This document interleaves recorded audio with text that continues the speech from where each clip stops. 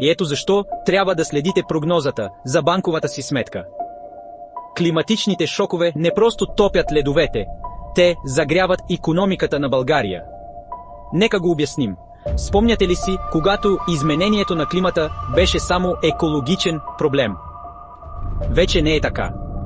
Сега то пренаписва правилата за централни банки, като ЕЦБ и БНБ. Представете си следното. Екстремни, горещи вълни и суши удрят Европа. Изведнъж ЕЦБ публикува доклад. Климатичните шокове означават големи ценови колебания и главоболия с инфлацията. Новият им ход. Монетарна политика с вграден климатичен риск. Представете си лихвени проценти, които реагират на времето, не само на Уолл Стрит. Как това се отразява на България? По два начина. Първо, след горещо лято, БНБ може да последва примера с по-високи лихви, за да охлади ценовите скокове.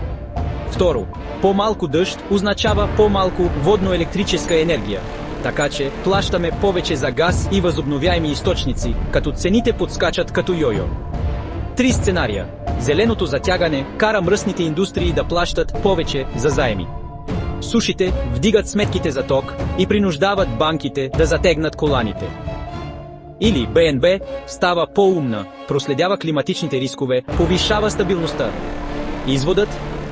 В България следващият голям финансов риск може да е утрешната прогноза за времето. Готови ли сте?